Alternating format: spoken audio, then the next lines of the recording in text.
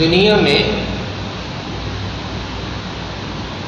ہر کام میں انسان کو رہبری اور رہنمائی کی ضرورت ہوتی ہے۔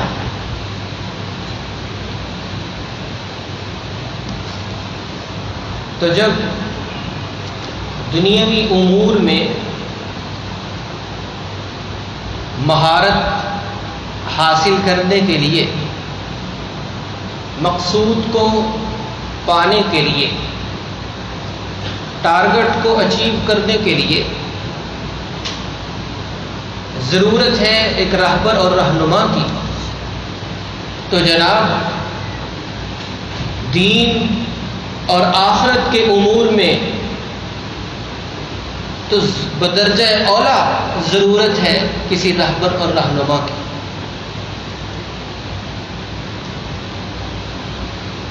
دنیا کے کام بغیر سکھانے والے کے سیکھے نہیں جا سکتے،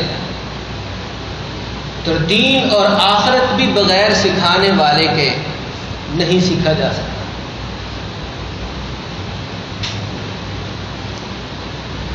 دنیا میں جتنے بھی کام ہیں، چاہے وہ فرنیچر کا ہو اور چاہے وہ میکینیکل ہو، کوئی سا بھی ہے، تو اس لائن میں جو ماہر ہے وہ اس میں نمونہ ہے۔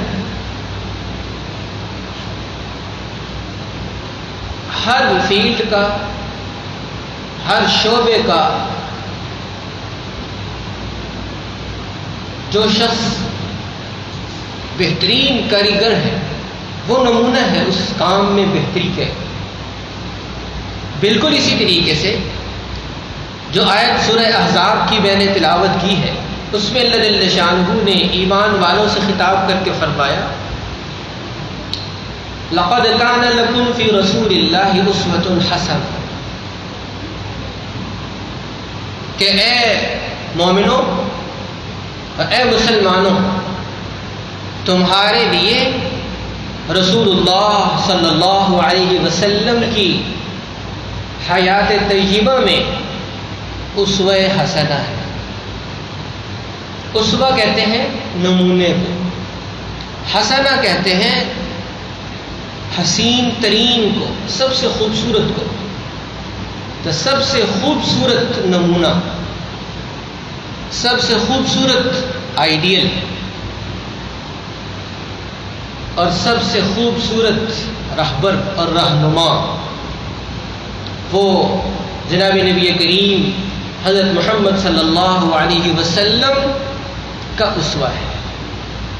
آپ کا طرز عمل، آپ کا طرز عبادت، آپ کا طرز معاملات، آپ کا حسن معاشرت، آپ کے مکارم اخلاق، یہ ہے اسوہ حسنہ، خوبصورت ترین نمونہ۔ لہذا اگر کوئی شخص دین کے کاموں میں یا امور آخرت میں اپنے آپ کو بہترین بنانا چاہتا ہے، ایسا کہ جو اللہ کو پسند آ جائے، جو اللہ کی رضا کا ذریعہ بن جائے، جس سے قرب خدا حاصل ہو جائے، جس سے انسان جنت کا حقدار ہو جائے، جس سے اعمال نامہ اسے دائیں ہاتھ میں مل جائے، جس سے بغیر حساب کتاب کے جنت میں داخلہ ممکن ہو جائے، تو پھر وہ یہ ہے کہ جناب نبی کریم صلی اللہ علیہ وسلم کی حیات طیبہ کو اپنے لیے اسوہ حسنہ سمجھ لے۔ جس نے سمجھ لیا وہ مقصد کو پا گیا۔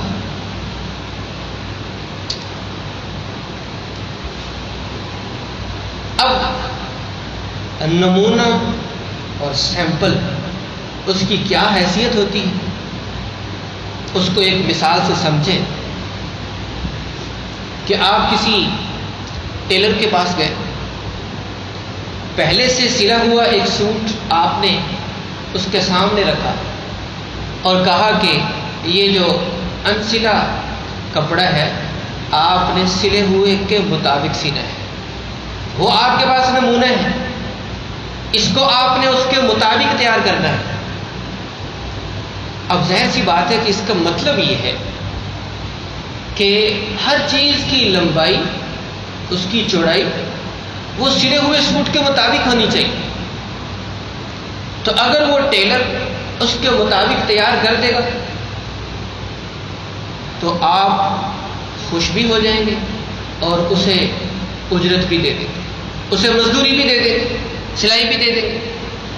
اور اگر اس نے آپ کے دیے ہوئے نمونے کو ایک سائڈ پہ رکھ دیا اور اپنی مرضی سے سلائی کر دیا، اپنی مرضی سے اس میں ڈیزائن لگا دیا، اپنی مرضی سے اس میں اس نے فیشن کے مطابق تبدیلی کر دی، رواج کے مطابق اس نے سلائی کر دیا، تو جب آپ جائیں گے اور دیکھیں گے کہ یہ میرے دیے ہوئے نمونے کے مطابق نہیں ہے، نہ صرف یہ کہ آپ خوش نہیں ہوں گے بلکہ لڑائی جھگڑا شروع ہو جائے گا۔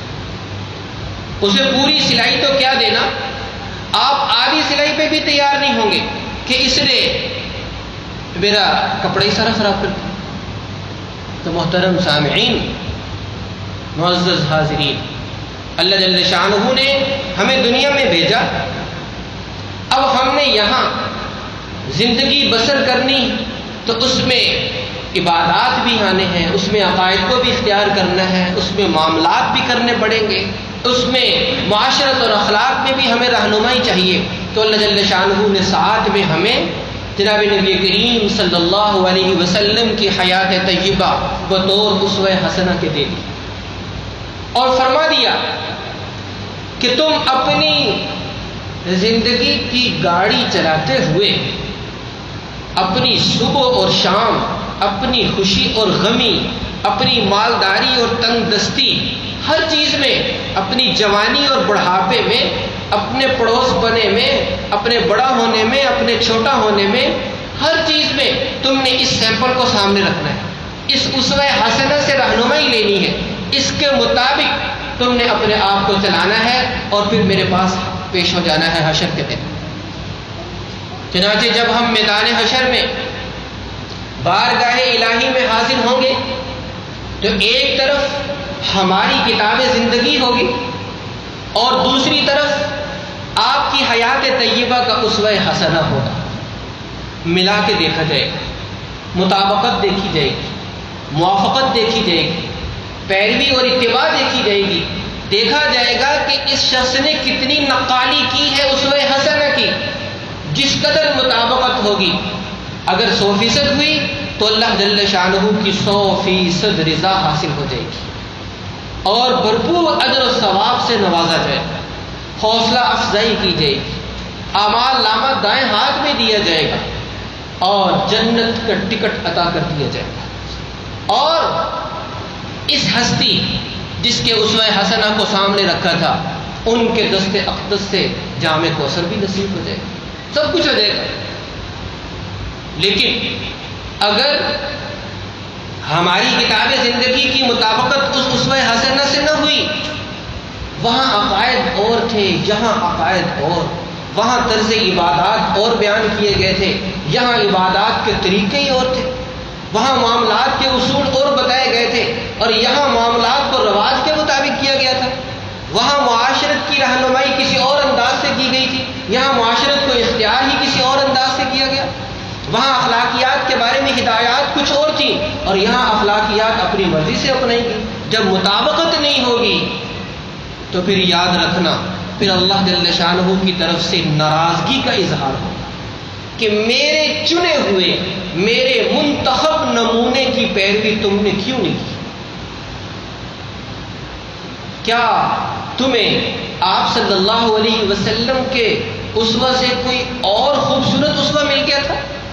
کیا بھلا ہو سکتا ہے کوئی نمونہ آپ علیہ السلام کی حیات طیبہ سے خوبصورت؟ بالکل نہیں ہو سکتا۔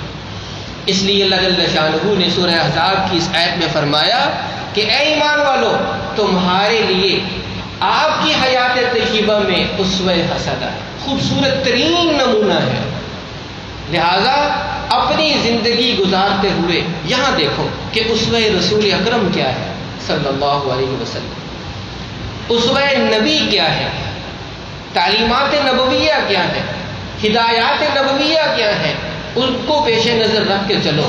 اللہ جل شانہ فرماتے ہیں کہ جب مجھ سے ملاقات ہوگی میں تمہیں خوش کر دوں گا اور تم مجھ سے خوش ہو۔ کیوں؟ کہ تم نے میرے محبوب کی اتباع کر کے زندگی گزارنے کا جو طریقہ تھا اس کا تم نے حق ادا کر دیا۔ حدیث میں آتا ہے کہ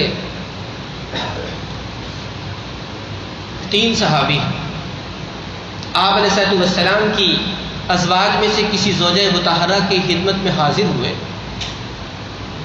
سوال یہ کیا کہ ہمیں بتائیں کہ آپ صلی اللہ علیہ وسلم کی گھر میں عبادت کیسی ہے؟ تو زوجہ مطہرہ نے بتایا تو ان تینوں نے اسے بہت کم سمجھا، کہا کہ یہ تو بہت کم ہے، اور پھر خود ہی خیال ظاہر کیا کہ آپ کہاں ہم کہاں، آپ تو بخشے بخشائے ہیں، آپ کے لیے تو تھوڑا سا بھی وقت عبادت میں جو صرف کیا وہ بھی کافی ہے، ہمیں تو بہت زیادہ ضرورت ہے۔ اس لیے وہیں بیٹھے بیٹھے ایک نے یہ کہہ دیا میں تو زندگی پر روزہ رکھوں گا، کبھی افطار نہیں کروں۔ ایک نے کہہ دیا میں تو زندگی پر بغیر شادی کے رہوں گا، بغیر نکاح کے زندگی بسر کروں گا، اور ایک نے کہہ دیا کہ میں تو رات کو سوؤں گا ہی نہیں، ساری رات عبادت میں لگاؤں گا۔ یہ خیالات ظاہر کر کے وہ لوگ چلے گئے۔ بعد میں جناب نبی کریم صلی اللہ علیہ وسلم تشریف لائے تو زوجہ مطہرہ نے بتایا کہ اس طرح کر کے آپ کے 3 صحابی آئے تھے، اس طرح گفتگو ہوئی۔ تو پھر آپ علیہ السلام ان کے پاس گئے، فرمایا انتم الذین قلتم ھکذا، تم ہی وہ ہو جنہوں نے اس طرح باتیں کی؟ تو انہوں نے عرض کیا جی ہاں۔ آپ نے فرمایا ابا واللہ، سن لو اللہ کی قسم، انی لاخشاکم للہ واتقاکم لہ کما قال، کہ میں تم میں سب سے زیادہ اللہ کی خشیت بھی رکھتا ہوں اور اللہ کا ڈر بھی رکھتا ہوں، لیکن اس کے باوجود میں روزہ بھی رکھتا ہوں، افطار بھی کرتا ہوں، میں نماز بھی پڑھتا ہوں، میں سوتا بھی ہوں، میں شادی بھی کرتا ہوں، میری اولاد بھی ہے۔ تم نے یہ کیسے کہہ دیا کہ ہم یہ کام نہیں کریں گے، ہم شادی نہیں کریں گے، ہم سوئیں گے نہیں؟ پھر فرمایا من رغب عن سنتی فلیس منی، سن لو جس نے میرے طریقہ زندگی سے منہ موڑ لیا وہ میرا نہیں، لیس منی، وہ میرا ہے ہی نہیں۔ تو محترم سامعین ذرا غور فرمائیے کہ حضرات صحابہ کرام نے جو خیالات ظاہر کیے تھے کیا وہ برے خیالات تھے؟ وہ تو بہت اچھے خیالات تھے۔ خیالات کیا تھے؟ کہ میں زندگی پر شادی نہیں کروں گا تاکہ عبادت میں خلل نہ ہو۔ خیالات کیا تھے؟ کہ میں روزانہ روزہ رکھوں گا، افطار نہیں کروں گا، کتنی اچھی بات ہے۔ اور خیالات کیا تھے؟ کہ ساری رات عبادت میں صرف کروں گا، سوؤں گا نہیں۔ لیکن یاد رکھیں یہ اچھے خیالات اپنی مرضی اور ذہن سے طے کیے گئے تھے، اس لیے یہ بھی اللہ کے ہاں بھی مقبول نہیں اور اللہ کے رسول کے ہاں بھی مقبول نہیں۔ عبادت کا طریقہ وہی محبوب اور پسندیدہ ہے جو وہاں سے آیا ہے، اور جو خود ساختہ ہے، جو من گھڑت ہے، چاہے اس پہ عبادت کا لیبل لگا لیا جائے، اس کے بارے میں آپ نے کیا فرما دیا کہ من رغب عن سنتی فلیس منی۔ کتنا بڑا اصول اس حدیث نے ہمیں دے دیا کہ ایسے کام جن پر سٹیمپ لگی ہوئی ہے دین کی، جن پر لیبل لگا ہوا ہے دین کا، لیبل لگا ہوا ہے عشق کا، لیبل لگا ہوا ہے محبت کا، ان کو بھی ذرا دیکھنے اور پرکھنے کی ضرورت ہے کہ یہ قرآن و سنت کے مطابق ہے یا من گھڑت ہے۔ اگر وہ قرآن و سنت کے مطابق نہیں ہے تو پھر اس کو اختیار کر کے کوئی یہ چاہے کہ میں نے عشق نبی کا حق ادا کر دیا یا میں نے قرب نبی حاصل کر لیا تو یہ اس کی خام خیالی ہے. آپ نے فرما دیا من رغب عن سنتی فلیس منی، جس نے میرے طریقے سے منہ موڑ لیا وہ میرا نہیں ہے. میں اس کی ایک مثال آپ سمجھیں. اب درود شریف پڑھنا کتنا باعث ثواب ہے. ایک مرتبہ درود پڑھے گا، ہم چند ہی جمعے پہلے اس پہ بات کر چکے ہیں کہ اللہ تبارک و تعالیٰ کی طرف سے 10 رحمتیں نازل ہوں اور 10 گناہ معاف ہوں، 10 درجات بلند ہوں، 10 نیکیاں ملیں گی، 10 غلام اجر آزاد کرنے کے برابر اجر ملے گا. لیکن یہ اس وقت جب درود شریف شرعی تعلیمات کے مطابق پڑھا جائے گا. اور اگر درود شریف طریقہ نبوی سے ہٹ کے پڑھا جائے گا تو نہ صرف یہ کہ ثواب نہیں ملے گا بلکہ اس پہ گناہ ملے گا. مثال کے طور پر آپ 4 رکعت والی نماز پڑھ رہے ہیں، آپ ظہر پڑھ رہے ہیں، آپ عصر پڑھ رہے ہیں، آپ عشاء پڑھ رہے ہیں. اب طریقہ نبوی یہ ہے کہ دوسری رکعت میں جب آپ تشہد میں بیٹھے ہیں تو آپ نے درود نہیں پڑھنا، آپ نے تشہد کے بعد تیسری رکعت میں اٹھ جانا ہے. اب اگر کوئی درود پڑھ لے، اتنا پڑھ لے بس اللہم صلی علی محمد، اس نے طریقہ نبوی کی مخالفت کی ہے.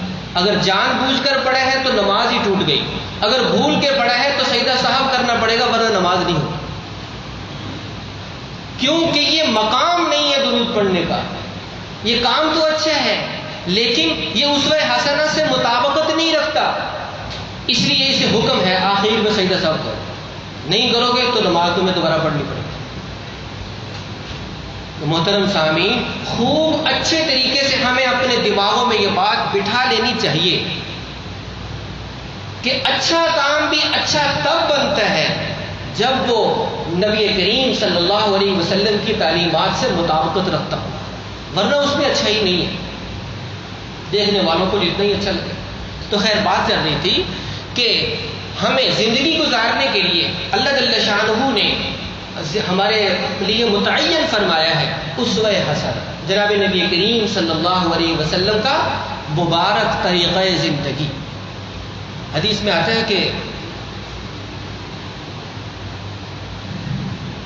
المتمسک بسنتی عند فساد امتی لہو اجر شدید. میری امت میں جب بگاڑ ہو جائے گا، لوگ دین سے ہٹ جائیں گے، من مانا انداز زندگی اپنا لیں گے، اس وقت جو میری سنت کو مضبوطی سے تھامے گا اسے شہید کے برابر پروٹوکول دیا جائے گا. شہید جو اپنی جان تلی پہ رکھ کے اللہ کے کلمے کی سر بلندی کے لیے میدان جہاد میں اتر کر جان کی قربانی دے دیتا ہے، جتنا پروٹوکول اس کا ہے اتنا ہی اس شخص کا ہے جس نے رسوم اور رواج اور فیشن پرستی اور عقل پرستی کے زمانے میں آپ علیہ السلام کے مبارک طریقے کو مضبوطی سے تھام لیا. کیوں کہ جب رواج خلاف سنت ہو جائے، جب رسومات کا غلغلہ ہو جائے اور جب من مانا طریقہ زندگی فروغ پا جائے، اس وقت سنت کو مضبوطی سے تھامنا یہ آسان نہیں ہوتا. اس پہ تو باتیں سننا پڑتی ہیں، اس پہ تو لوگ تانے دیتے ہیں، اس پہ تو لوگ کوستے ہیں، لیکن اس کے باوجود اس نے کسی ملامت کرنے والے کی ملامت کی پرواہ نہیں کی.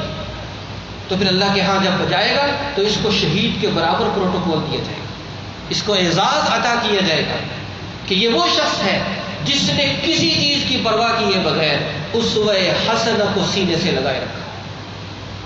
اور ایک حدیث میں آتا ہے، فرمایا من احیا سنتا من سنتی امیتت بعدی فقد احبنی ومن احبنی کان معی. فرمایا کہ جس شخص نے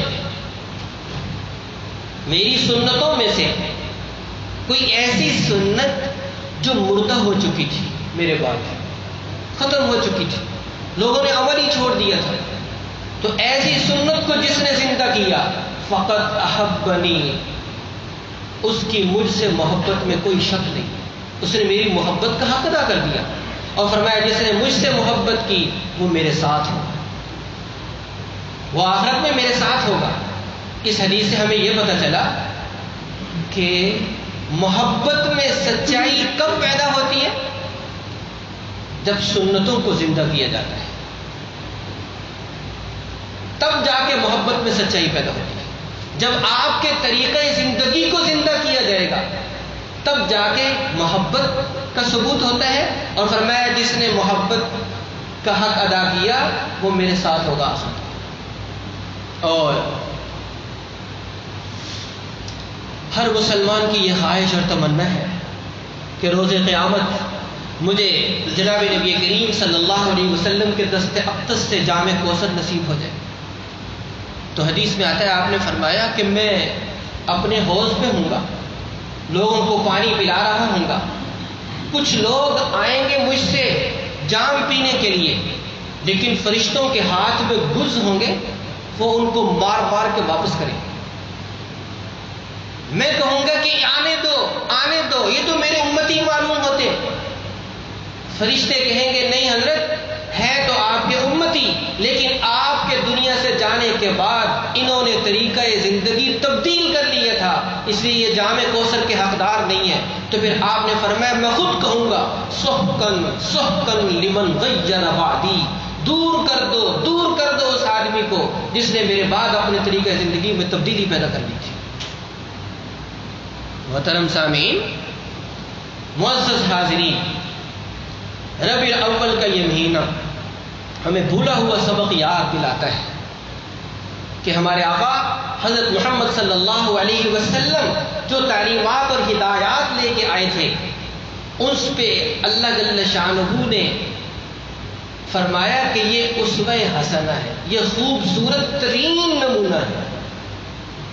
لہذا ہمیں یہ چاہیے کہ ہم زندگی کے ہر شعبے میں، ہر موڑ میں آپ کے اسوہ حسنہ کو سامنے رکھ کے زندگی بسر کریں۔ انشاءاللہ اللہ جل شانہ کی رضا بھی ملے گی، قرب بھی ملے گا، اور جناب نبی کریم صلی اللہ علیہ وسلم کی سفارش بھی ملے گی، اور آپ کے مبارک ہاتھوں سے جام کوثر بھی نصیب ہوگا۔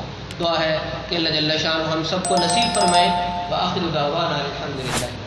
قد جاءكم بصائر من ربكم فمن أبصر فلنفسه ومن عمي فعليها وما